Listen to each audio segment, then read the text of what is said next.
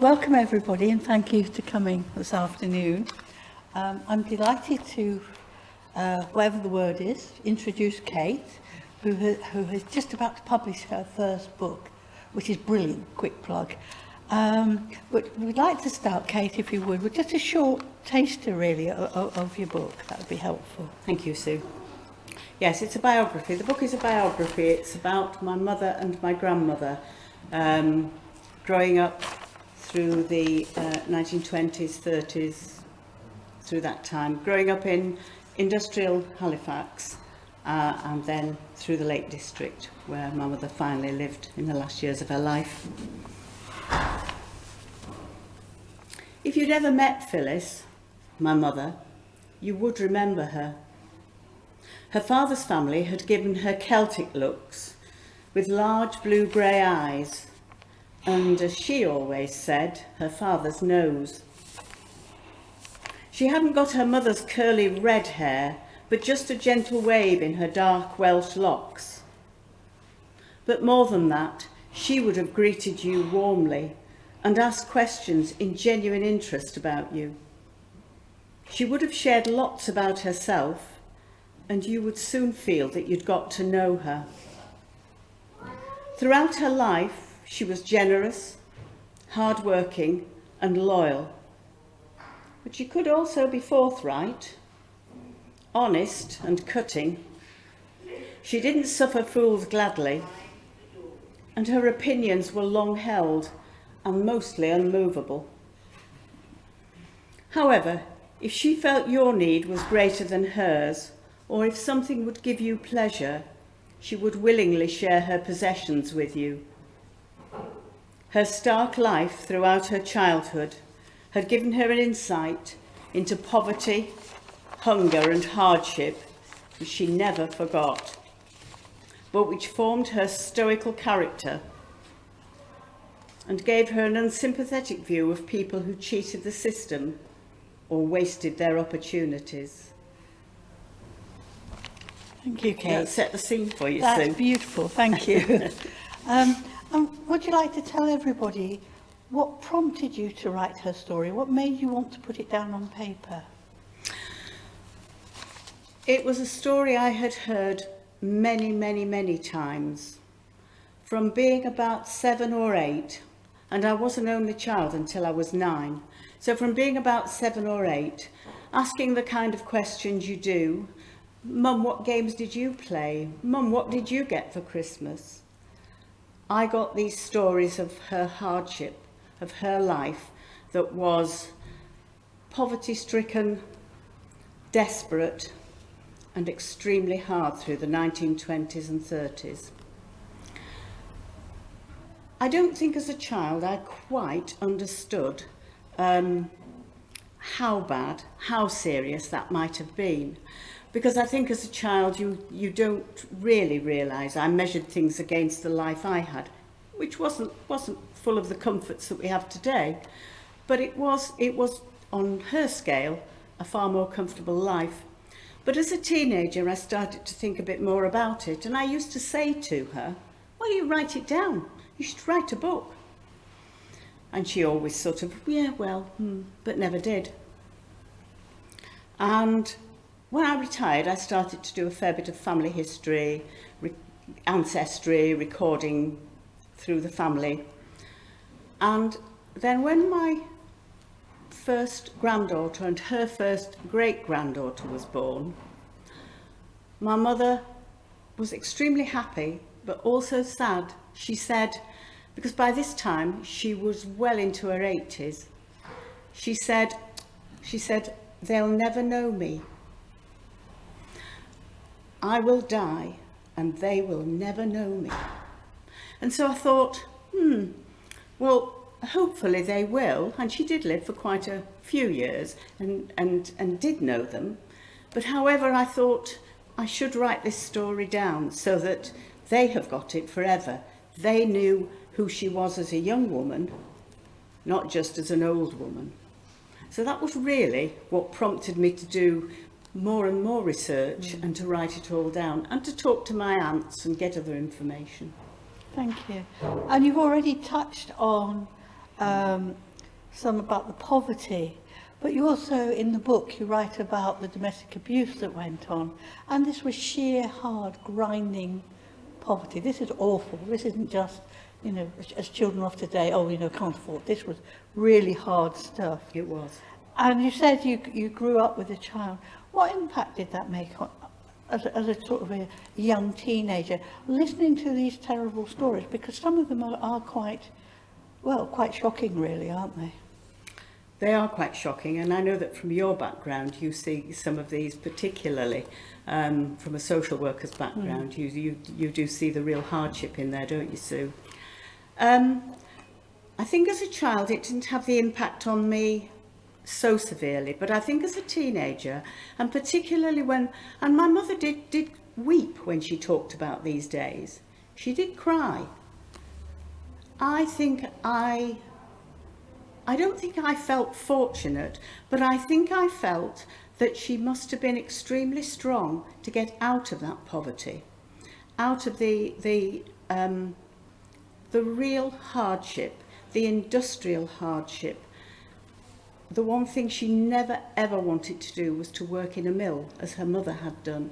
She didn't want that kind of 12 hours a day doing the repetition. But her life meant that she didn't get the schooling that she should have had as a child.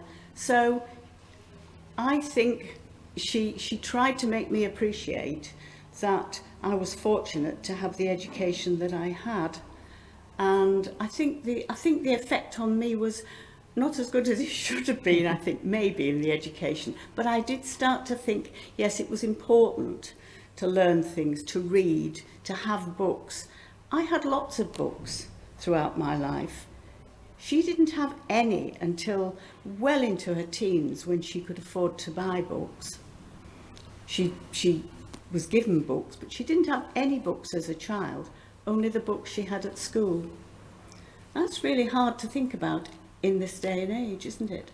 But also, as a child, as you sort of grow up, you recognise, and the fact you say you sort of started thinking about, actually education is important, and no doubt you got that from your mother.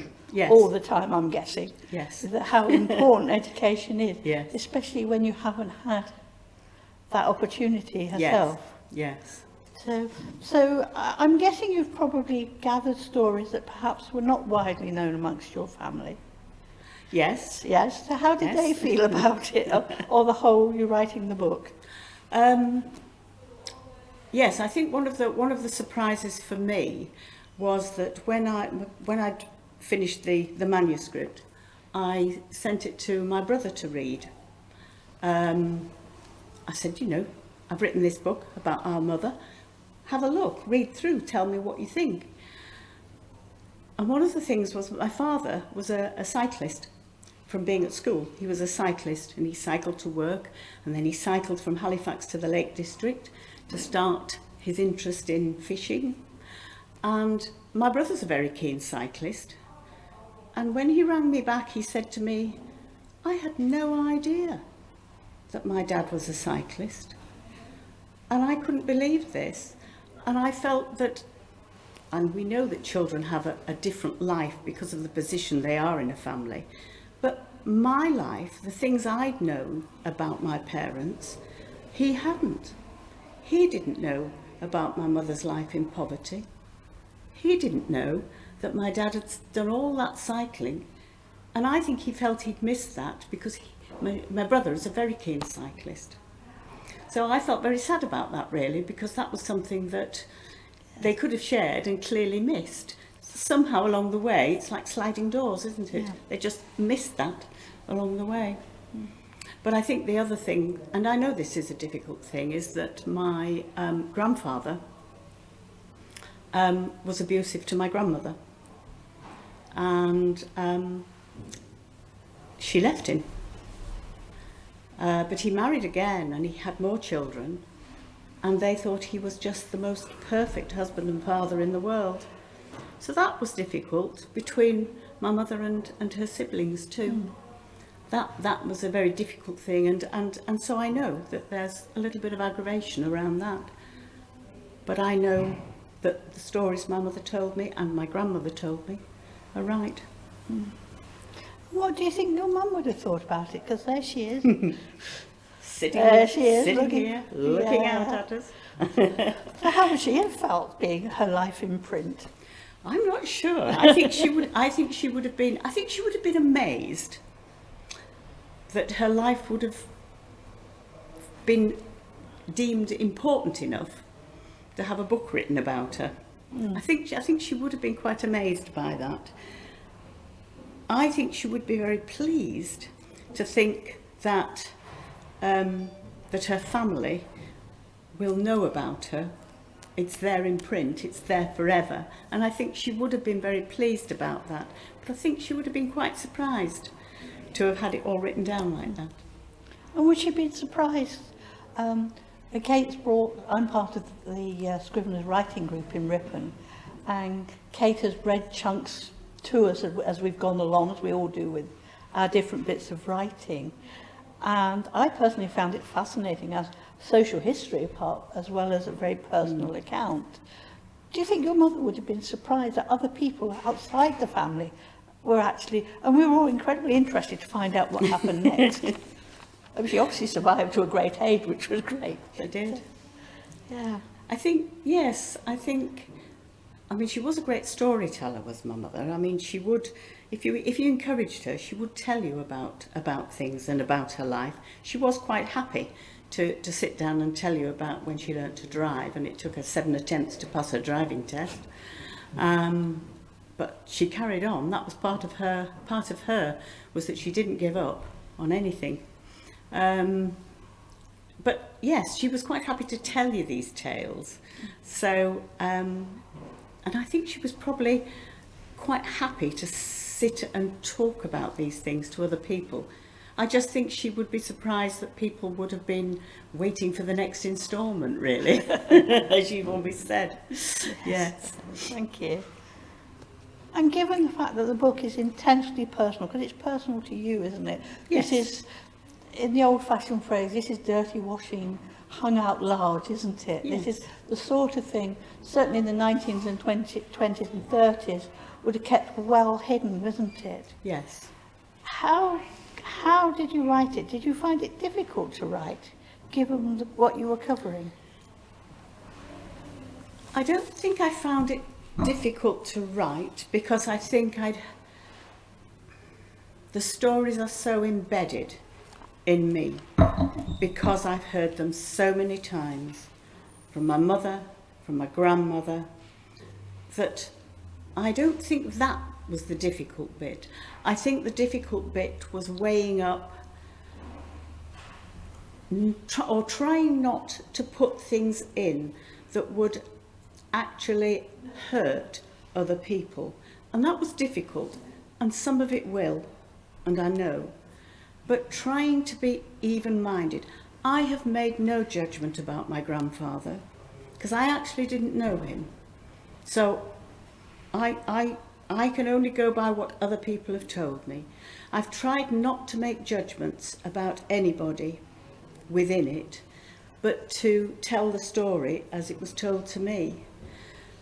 And that was the difficult bit, was trying to be making sure I was even-handed along the way, just to tell the story. Thank you.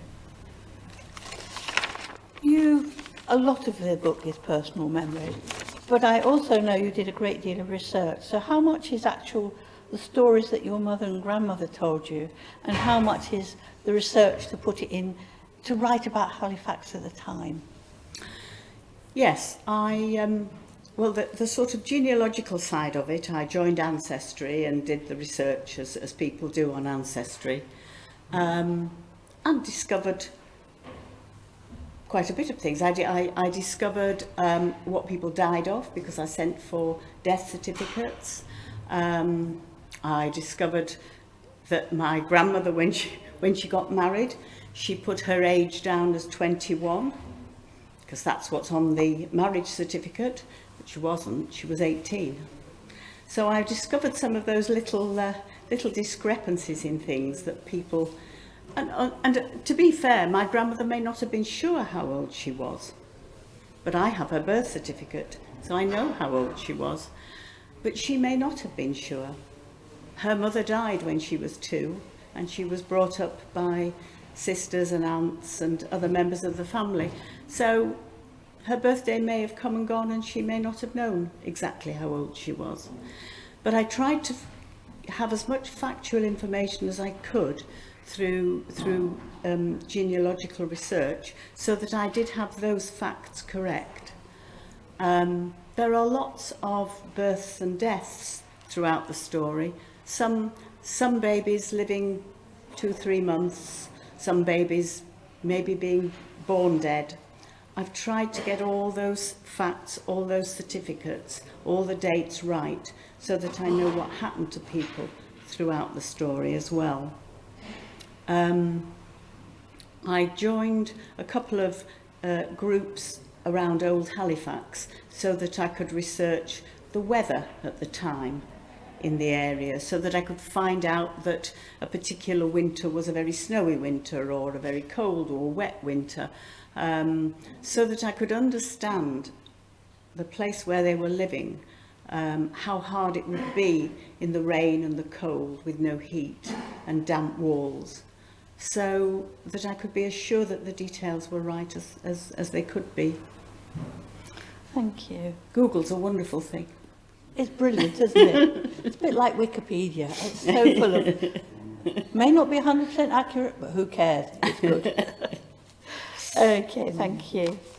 From my own reading, and I have had the privilege of reading this first, although I don't think it's actually it's not actually published yet, is it? It's not. It'll be published next Friday. Oh, wow, big day then.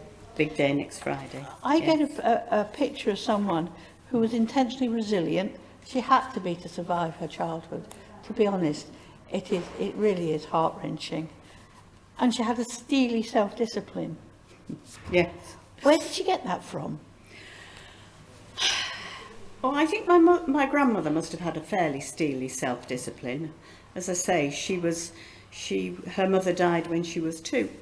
So I think she must have been fairly tough. She was the youngest of 5 children. Her mother died in childbirth, so this was a 6th child. And there is no record of that death, so I don't know whether that was a stillbirth or whatever. I don't know. But I think my grandmother must have been fairly steely. She was put into service at 13. She worked in Blackpool, so she went away from where she lived in Catcliffe in South Yorkshire. She went to Blackpool and worked in a big house in Blackpool as a general maid, doing all the various household jobs, cleaning the fire, scrubbing the floors, up at 6 in the morning, working till 10 at night. She must have been fairly steely. She must have been fairly tough. I mean, at 13, when I think, you know, of youngsters today at 13, she must have been fairly tough to go through that. I guess my mother got it from that. And also because she made the decision she made to go with her mother, not to stay with her father. Would you like to explain that a bit more about exactly, because that was a momentous decision, wasn't it? It was. Was she 8 at the time? Yes. To leave the family? Yes. Would you like to explain to everybody who hasn't read it yet? Yes, my grandmother, who was knocked about by my grandfather, decided that she was going to leave, and she had 4 children. There were 4 of them. She was going to leave them with their paternal grandparents and their father, because she knew she had to work. She worked in the mills. She worked at Crossley's carpet mills.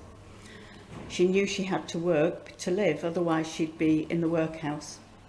So she was starting to pack her clothes away on the quiet, and my mother, who would always be watching, knew what was going on, and she said to her mother, what's happening? What are you doing? And my grandmother said, I'm leaving your father. I can't take this anymore. She almost constantly had a black eye or a bruised arm or She wouldn't put up with it anymore. And my mother said, you know, what are you going to do with us? She said, you'll go to your grandmother. My mother said, I won't go. She said, if you leave me, I'll run away. And she would. Believe me, my mother, I think my grandmother knew what havoc my mother could cause if she was upset. And she would have done, she would. So eventually her mother said, yes, all right then, you come with me. But this will be tough. And it was. Extremely. Yes. But given all her experiences as a child and this very hard upbringing, and she must have taken that through to adulthood with her. Yes. Did it make her difficult to live with?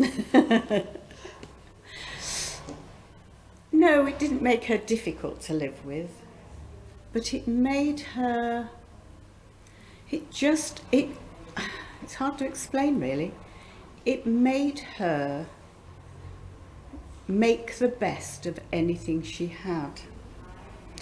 I tell the story in the book about my mother and father going on holiday eventually, going to the Lake District, cycling to the Lake District, and stopping in cottages, bed and breakfast. This is the 1930s.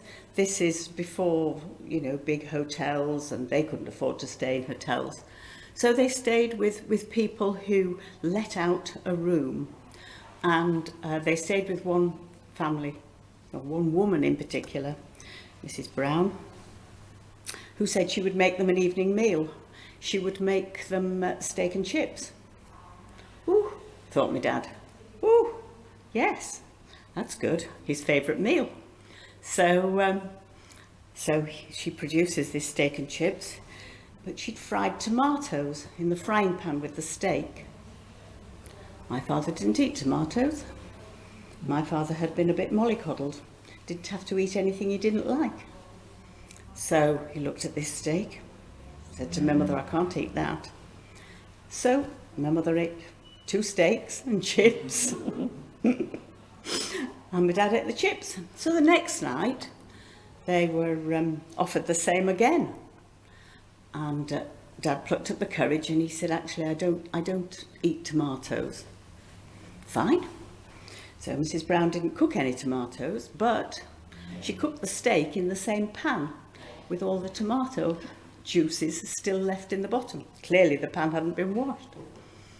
So out came the steak and chips. My mother had 2 pieces of steak again. So whereas my father could be fussy about these things, whereas he'd had a much more comfortable life and he could be much more particular, and it was the same at home. He would be the one who wanted the more expensive meat, the butter to eat. My mother would eat margarine. She'd been brought up on dripping. She wasn't fussy. So it made her much more affable and amenable to things, and it made her make the best of everything she had. But I don't think she was hard to live with. No, I think the hard life she had made her definitely want to make it better for her children. Thank you. And you write very movingly about your mum's story. Where did your love of language come from? Oh, I think all through school, particularly through junior school. I just loved to write. I loved to read. I did have a wonderful junior school teacher when I was 7, 8. I went to a village school, so we weren't quite so divided in classes as they are nowadays. We were mixed up. But I had a wonderful teacher, Miss Adams, always remember her. And she just gave us a free hand on writing and reading. We could read. If you could read it, you could read it. It didn't matter whether it was on this reading scheme or that reading scheme. If you could read something more difficult, you could get on with it. And she encouraged us to write stories, not to just repeat the fairy stories that we'd been told, but to make up our own stories, to be inventive. And I think that's where it came from. Plus, once my mother got the opportunity, she read all the time too. She was rarely seen without a book in her hand. In fact, I have a picture in my head of her standing at the cooker, stirring the pans with a book in her hand, turning the pages and stirring the pans. She just read all the time. Making up for lost time. Making up for obviously. lost time, yes. Yeah. And when I first knew, and how I know you, is as a poet. And Yes. poetry is very, very important to you. Yes. How does your poetry influence the book? I think it's probably the other way around, Sue. Right. I think probably it's because some of the poems that I have written have been about my childhood, or about my mother, or about my mother's life, and I think it's that which actually influences my poetry rather than that way The other around. way Although around. there are one or two poems in the book, but not a lot. Oh, thank you. Yes. Do you want to finish with some reading? I know you've got some passages, and I believe there's at least one poem in there. That, There is, yes. That would be lovely. Thank you. There are one or two poems. Let me just have a look. Yes, I'll read the... if I can find it. All that careful marking out. I know, yes. Yes, one of the things that my grandfather would do, he used to dress up, I don't know how many of you saw the pictures beforehand, but he used to dress up as Charlie Chaplin to go and entertain at fetes or events or on Bank Holiday Mondays or whatever. And he would dress my mother up with him, and they would go and entertain people. He could dance, he was a dancer, he could sing, although he didn't sing very well because his speech was poor, but he would la la la along and dance around, which earned him money, of course, to go to the pub. So that was a very popular thing. But when he was hard up, he would abuse the relationship between my mother and him, and he would take her out to earn money for him. And this poem is called Growing Up. "Dance for Daddy," he said, in the bright, noisy bar. So she tapped her toes, twirled on the table in her pale pink cotton dress, as coins landed at her feet. "Another round, landlord," he shouted, smiling at the assembled crowd. "I'm thirsty, Daddy," she whispered.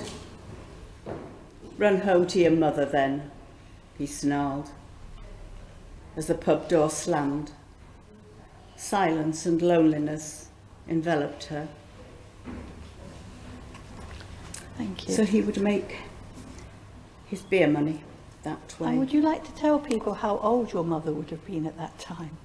Because I think sometimes it's hard to get your head round. 3, 4 at the most. But she was a cutie. And so he could get her to do that. And she liked going out with her dad at that time.